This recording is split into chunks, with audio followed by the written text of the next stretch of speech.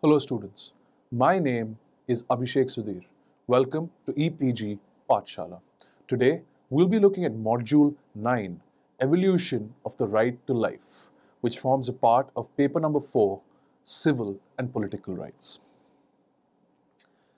The right to life is based on the belief that every human being has the innate fundamental right to live. This is as basic as it gets. The right to life should not be unjustly restricted or curbed by another human being. More importantly, the right to life, as much as possible, should never be curbed by the state.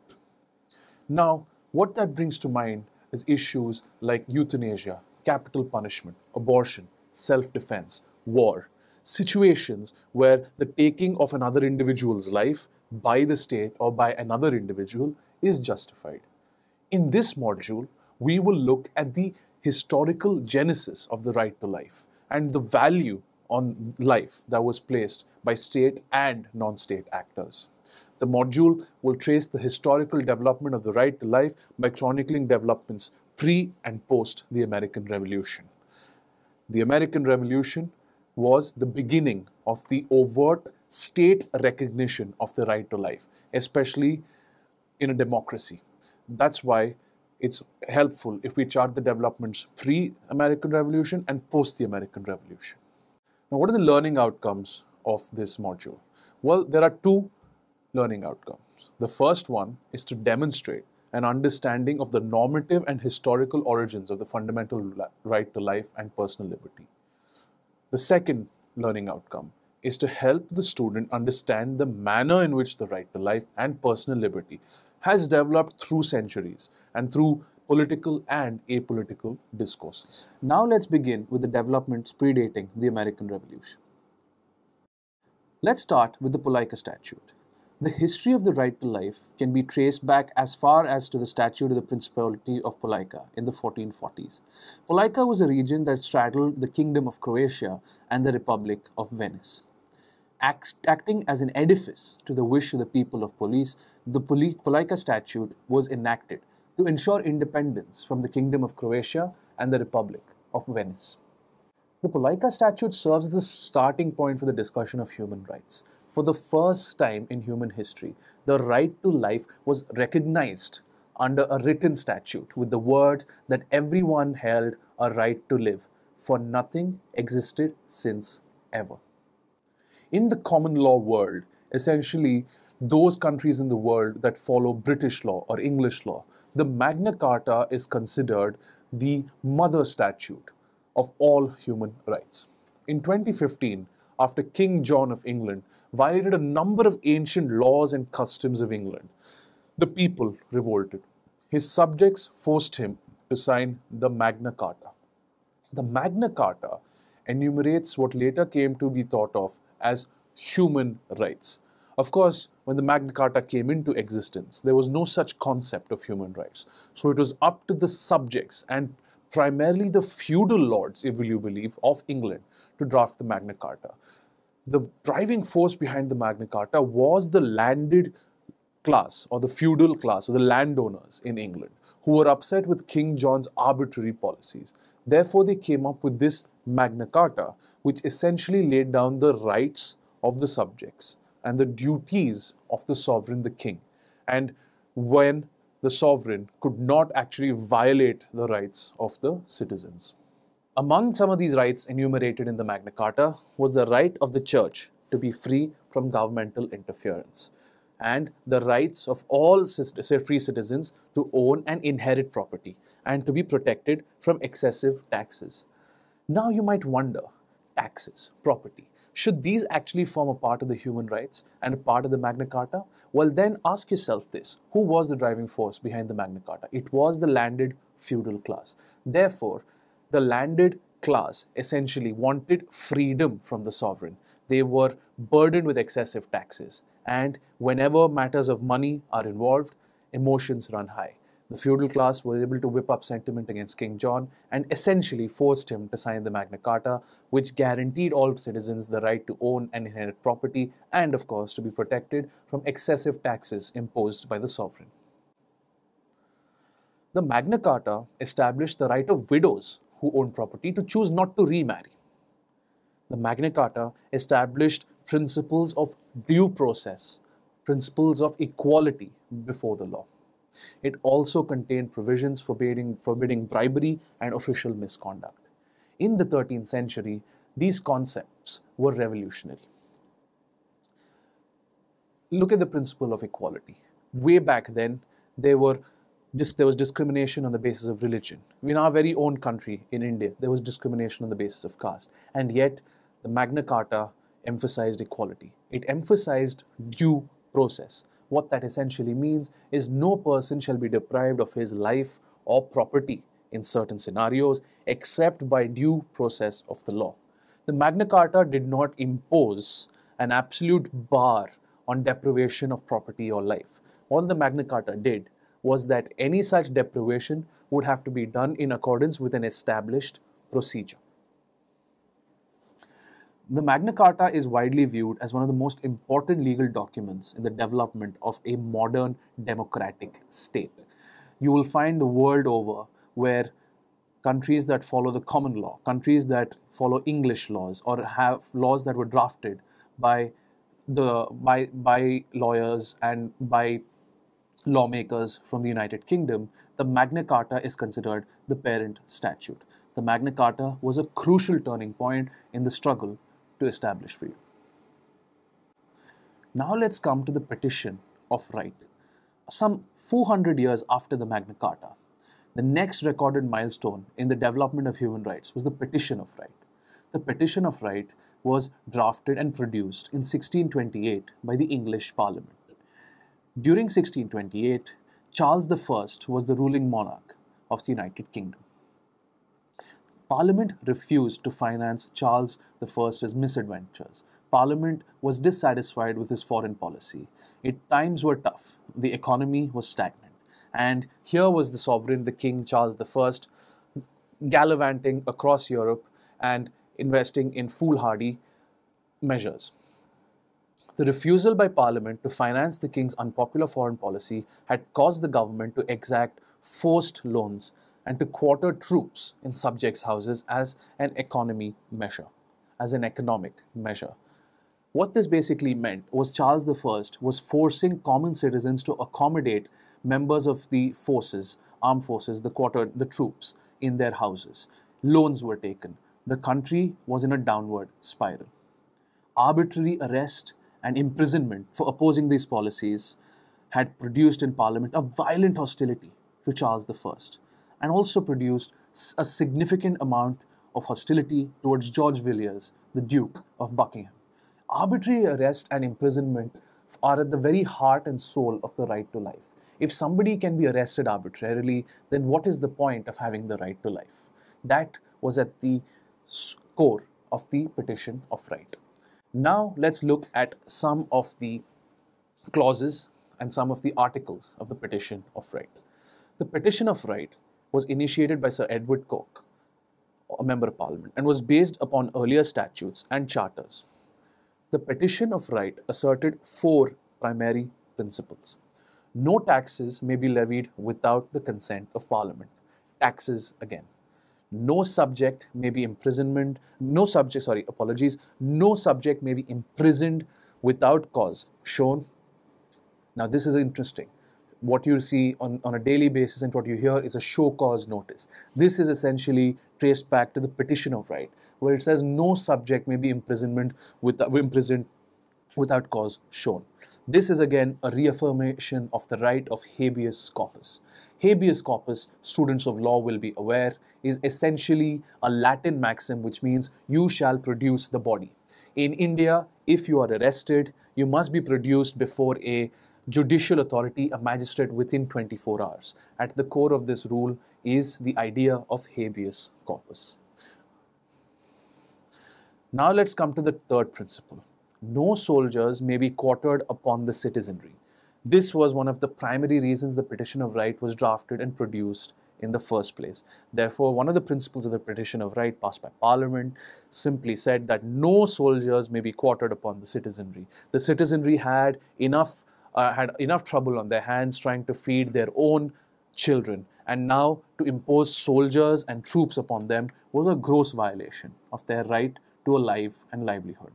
Finally, the Petition of Rights stated that martial law may not be used in a time of peace, and this was key. This was essentially what Charles I was doing. Quartering of troops in subjects' houses was permissible provided the realm or the country was under attack. But if this was not the case, then the Petition of Rights said martial law may not be imposed in a time of peace. Now let's come to the developments since the American Revolution. You are here looking at an artifact of the American Declaration of Independence. Following the Magna Carta, the next landmark moment in human history concerning the right to life was the passing of the American Declaration of Independence. The American Declaration of Independence was approved by the US Congress on the 4th of July. Philosophically, the Declaration of American Independence stressed two primary themes. The first, individual rights, and the second being the right of revolution. Let us look at the theme of individual rights. The United States today is still a bastion of individualism. It's the one country in the world that places a premium on individualism over collectivism. Now, the United States, the American Declaration of Independence also stressed the theme of the right of revolution, and the citizenry in the 13 colonies of the United States decided to take up arms against the king, the crown, and the British Empire and won. This idea of revolution and individual rights influenced various movements across the world, and in particular, the French Revolution. Let's now look at the text of the American Declaration of Independence. The American Declaration of Independence states, "We hold these truths to be self-evident, that all men are created equal, that they are endowed by their Creator with certain unalienable rights, that among these are life, liberty, and the pursuit of happiness." The text of this declaration is widely quoted today and has been reproduced, albeit in a different form and manner, in various constitutions around the world. Let's reread this text of the Declaration and break it down. The Declaration states, "We hold these truths to be self-evident." Essentially, they believe that these truths, what they are about to say, is self-evident. There is no need for further justification. There is no need for empirical evidence. Human beings have these rights by virtue of being human beings. They are natural rights. What are these natural rights? Well, the Declaration states that all men are created equal. That's the principle of equality. They also state that they are endowed by their Creator with certain unalienable rights. Here, a reference to God, but one could say maybe not God, simply says their Creator. Therefore, an assumption at play that man was created. And think about the Polika statute that we did in the beginning, which says that nothing existed since ever. So when man came into existence, how he came into existence doesn't matter. Where he was born doesn't matter. How he believes or other people believe he or she came into existence doesn't matter. All that matters is that all men are created equal. And here the reference can also be to women, and that they are endowed by their Creator with certain unalienable rights. And what are these unalienable rights? Well, these unalienable rights are life, liberty, and the pursuit of happiness. Here, once again, we see the principle of the right to life being enshrined. And interestingly enough, the words, the pursuit of happiness. The United States of America is one of a handful of countries that actually overtly recognizes an individual's right to pursue happiness. The other is one of India's own neighbors, Bhutan, that actually has a gross national happiness index. Therefore, the American Declaration clearly states that it's not just the right to life, but you have the right to pursue a better quality of life, a better standard of life. And interestingly enough, at the time that this declaration was passed, women were not given the right to vote in the United States. African Americans weren't even treated as men and women. They were treated as chattel. They were treated as property. Therefore, one could say that the framers of this declaration were at some level hypocrites. However, one has to go beyond that, go beyond the circumstances at the time that the declaration was passed. And if the text of this declaration is viewed in isolation, one can clearly see that certain cardinal principles that are central to the idea of human rights and that are central to human rights theory and jurisprudence were given a form, a shape, a manner in this declaration. Life, liberty, and the pursuit of happiness. Now let's come to the Bill of Rights. Written during the summer of 1787 in Philadelphia, the Constitution of the United States of America is the fundamental law of the US federal system of government and is the landmark document of the Western world. The United States Constitution is the oldest written national constitution in use, and ergo, the United States is the oldest democracy as well. The US Constitution defines the principal organs of government and their jurisdiction and the basic rights of citizens. The first 10 amendments to the Constitution. An amendment to the Constitution essentially means a change to the Constitution. The first 10 changes, the first 10 amendments are collectively known as the Bill of Rights, and they came into effect on December 15th, 1791, limiting the powers of the federal government of the United States and protecting the rights of all citizens, residents, and visitors in American territory, on American territory. You are here looking at an artifact of the Bill of Rights. Now, let's get into the nuts and bolts of the Bill of Rights. The Bill of Rights protects freedom of speech, freedom of religion, the right to keep and bear arms, the freedom of assembly, and the freedom to petition. Let me repeat that. The freedom of speech, freedom of religion, the right to keep and bear arms, the freedom of assembly, and the freedom to petition. Now you might wonder that there is no reference to the right to life. Well, there is no overt reference, but we now come to the rest of the rights, which says unreasonable search and seizure, cruel and unusual punishment, and self-incrimination are prohibited. It is here that the right to life comes into play. Cruel and unusual punishment. The reference very clearly here is perhaps to capital punishment, but the Supreme Court of the United States has subsequently held that the death penalty is constitutional. So what constitutes cruel and unusual punishment? Let's take the example of certain Arab countries where there are punishments such as castration. That would be a cruel and unusual punishment. And the United States Constitution prohibits punishments such as castration for people committing, let us say, a crime that is sexual in nature.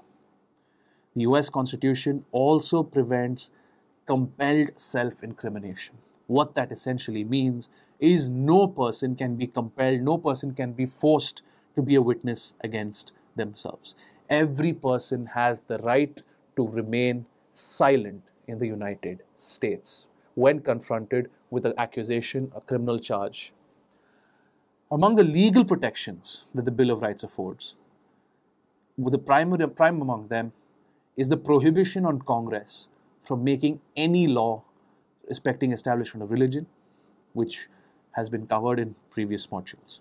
It also prohibits, more importantly for our purposes here, it prohibits the federal government from depriving any person of life, liberty, or property without the due process of law. Let me repeat. The Bill of Rights prohibits the federal government from depriving any person of life, liberty, or property without due process of law. This clause has come to be known popularly as the due process clause. And what that essentially means is that if you're depriving an individual of his life, you are sentencing him to death, that procedure must be a due procedure, a due process, a procedure that flows from Congress, a procedure that has the sanction of the sovereign. That procedure must be a due process. That process must be fair, that process must be just, and that process must be reasonable. You cannot simply say that everybody is presumed guilty until proven innocent. That would not be due process of law. Now, let's continue with the Bill of Rights. It also says that in criminal cases, there is a requirement of an indictment by a grand jury for any capital offense. Now, an indictment is essentially a charge sheet whereby there is a piece of paper, a document that has been prepared by the investigating agency in conjunction with the prosecuting agency, and the accused is confronted with this indictment. In the United States, even to have a trial in certain cases, especially in cases where it is a capital punishment, where capital punishment is available, there must be a grand jury indictment. A grand jury essentially is a jury made up of ordinary citizens who will decide whether there is a case to be made out against a particular individual and whether this individual should undergo a trial. Remember that this requirement is for offenses that are punishable with death, capital punishment. The Bill of Rights also guarantees a grand jury indictment for infamous crimes and guarantees a speedy public trial with an impartial jury. This is very important. The Bill of Rights here is alluding to the cardinal principle of law, that justice must not only be done, but justice must also seem to be done. Be seen to be done. What that means is that there is no point saying justice was done behind closed doors. The citizenry, the public, as a general rule, must be allowed to come and witness a trial if it chooses to. That trial must be a speedy trial. It cannot take years and years, which is unfortunately the case in our country. It must be speedy. And it must be with an impartial jury. For example, let us assume A has murdered B and is accused of murdering B. You cannot have B's relatives C, D, E, F, G, H, I, J, K, L, M, N, O on the jury. The jury must be impartial. The jury must not be connected to the case in any way, because at the end of the day, if the jury finds the accused guilty, and it is likely to do so, almost certain to do so if it is not an impartial jury, then the individual will be deprived of his right to life. He will be deprived of his life itself if the punishment is death. And he will be deprived of his liberty if the punishment is a term of imprisonment. Therefore, that procedure must be just, fair and reasonable. That procedure is a speedy trial with an impartial jury. And the trial, according to the Bill of Rights, must take place in the district, in the jurisdiction where the crime occurred, where the crime took place, where the crime was committed rather. And it also, interestingly enough, prohibits double jeopardy. Those of you who are interested in this topic can go watch a very famous American film called Double Jeopardy. The principle of double jeopardy simply states that an individual cannot be tried twice for committing the same offense. So, let us assume that A is accused of murdering B. B's body cannot be found, but there is still an indictment by a grand jury and a trial takes place, and A is acquitted of murdering B. It then so happens that B turns up again, alive. In a scenario like that, A then murders B, let us say. Or let us assume that B goes missing again. What the principle of double jeopardy basically states is that A cannot be tried again for murdering B. Just quickly to recap, A is accused of murdering B, a trial takes place, A is acquitted. B turns up again, and A cannot be tried again for murdering B. A cannot be tried twice for committing the same offense on the basis of the same facts. This essentially prevents the state from hounding individuals. Let us assume that the state wants a conviction against individual A. Individual A is acquitted. The state is prohibited from by the Bill of Rights to accuse A again and try A again for committing the same offense. That is the principle of double jeopardy in a nutshell. You're here looking at an artifact of the Declaration of the Rights of Man and the Citizen, which is one of the founding charters of the French Republic. Now let's come to the Declaration of the Rights of Man and the Citizen.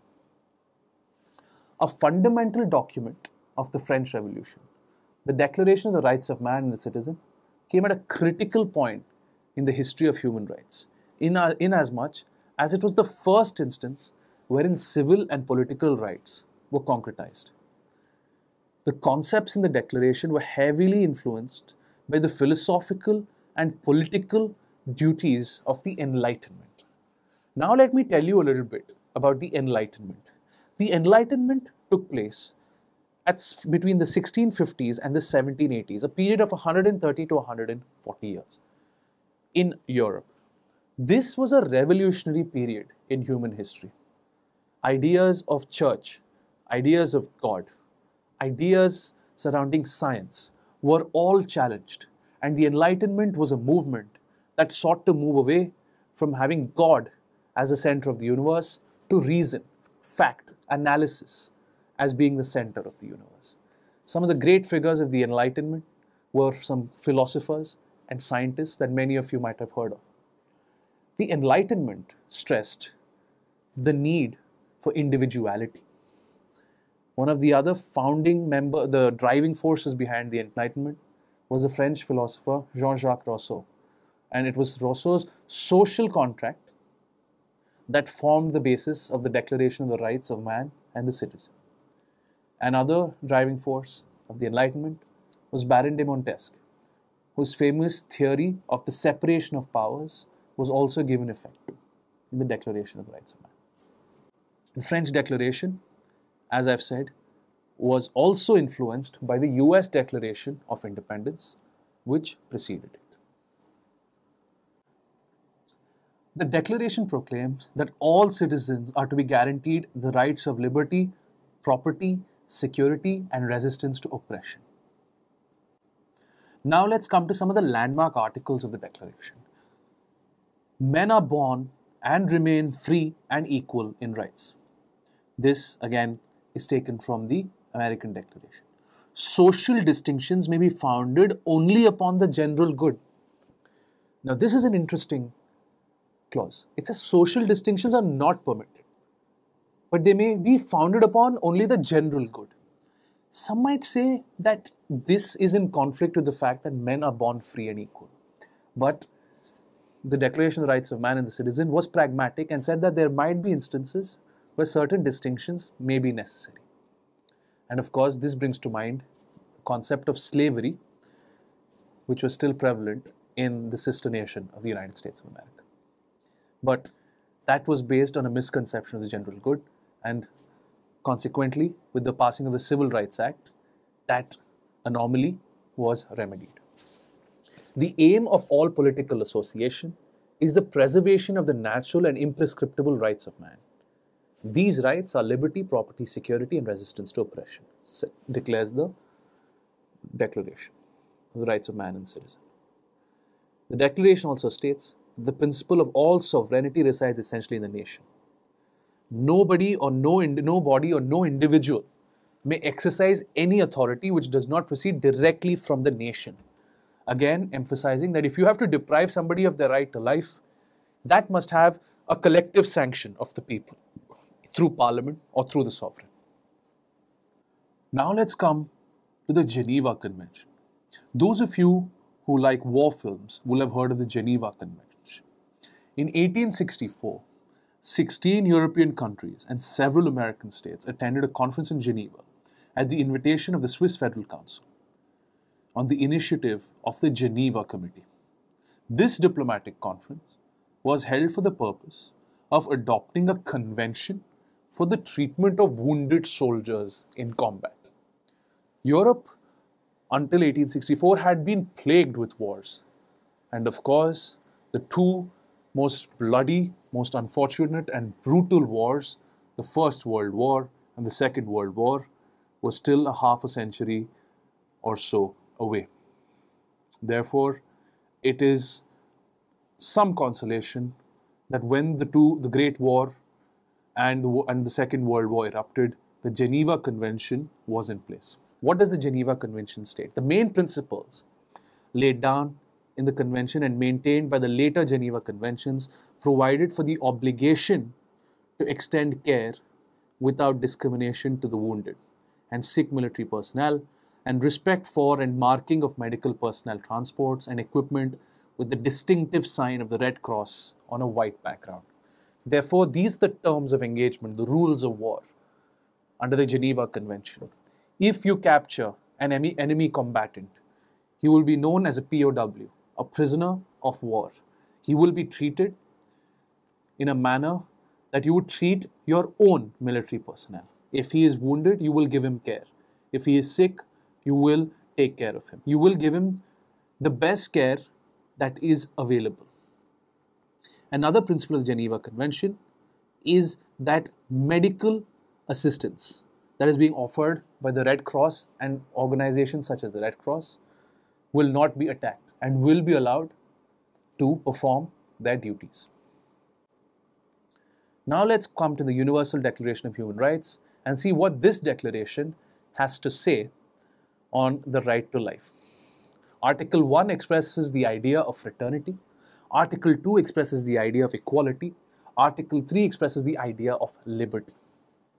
Article 3 sets forth a basic principle which is defined and elaborated in the articles that follow. Let's look at the wording of Article 3 of the UDHR. Like most of the other provisions in the Declaration, Article 3 describes the legal position of the individual as an inherent right, rather than as a reflex of a state obligation to not interfere with the integrity of an individual. Your right to life under the UDHR is an innate right, and it is not something that is given to you by the state. It is something you are born with, and it is not something that the state cannot interfere with. It is something the state has no right to interfere with.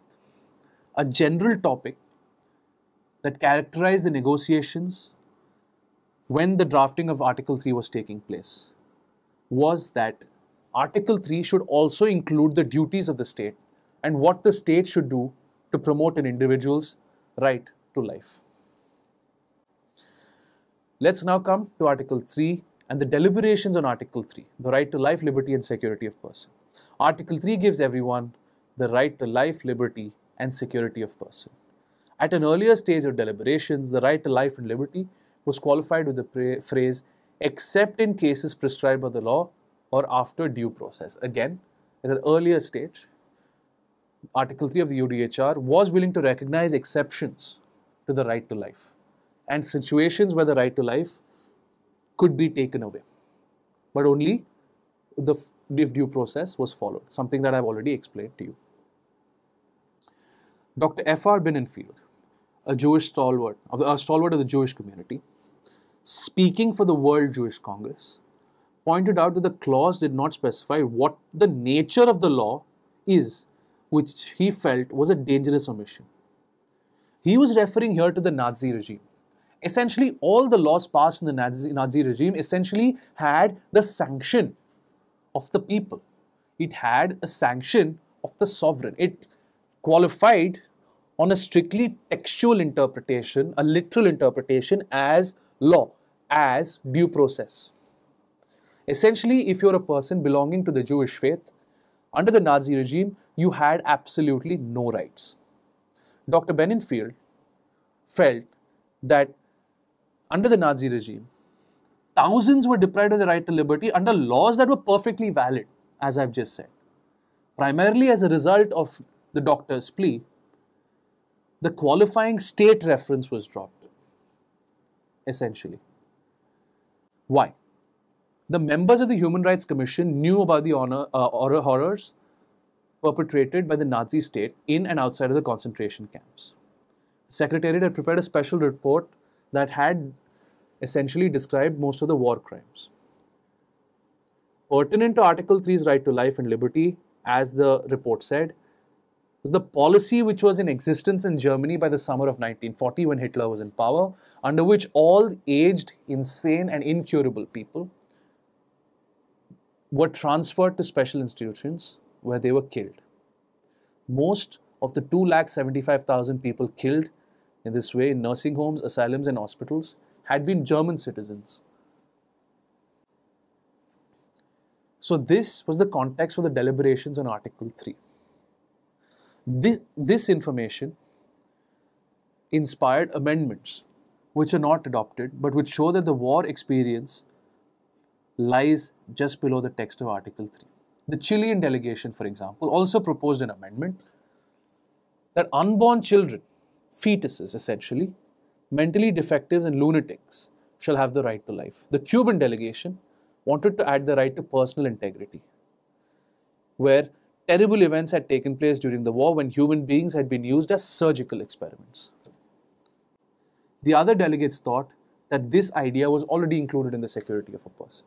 The delegation from Uruguay, for example, proposed that the right to one's honor be added. This right is included in Article 12. Recounting the experiences of the cheapness of life at the hands of the Nazis, the Belgian delegate said that it was more than necessary to affirm the right of life, as the right had been so gravely violated by the Nazis. Now let's look at the hypocrisy of the Western world, as the Russian delegate, the USSR delegate Pavlov put it. It stands to reason that it was not just the Nazi atrocities that fed into the reiteration of the right to life and liberty. Life was cheap to others too. In our own country, we've experienced colonialism, and instances such as Jallianwala Bagh were all too common.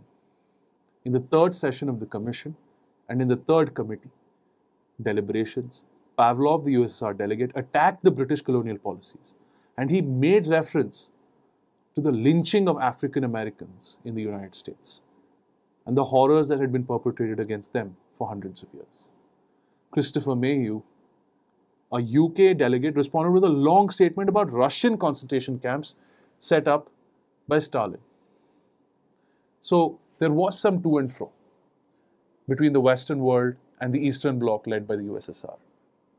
But at the end of the day, the right to life was enshrined in the Universal Declaration on Human Rights. It's interesting to recount a quote by Christopher Mayhew, who explains the need that the Human Rights Commission, the committee, the United Nations, all of them felt to reiterate rather, the right to life. The war, I quote, "The war had taught the world a terrible lesson. Germany had proved that it was possible for a totalitarian state to conceal its own activities from its own population and even its officials, and that once a state resorted to police methods, it could no longer stop. The right to life which prevented arbitrary arrest and detention, arbitrary deprivations of life and liberty, is one such safeguard against the horrors of the Nazi regime ever being perpetrated again in the future." So students, we now come to the end of this module. Let's quickly recap what we've learned. This module has sought to introduce you, the student, to some of the landmark events in human history that help shape an individual's inalienable right to life and personal liberty. It all began with the Magna Carta, and then we looked at the American Declaration of Independence, the Bill of Rights in the US Constitution, the Declaration of the Rights of Man and Citizen, which all reiterated the right to life. Following the horrors of the Nazi regime and the two world wars, the Universal Declaration on Human Rights, once and for all, put the issue of the right to life to rest and said that each individual has an innate right to life, liberty, and security of person. What began with the Magna Carta culminated with the express recognition by several member states of the United Nations. All men and women have the right to life.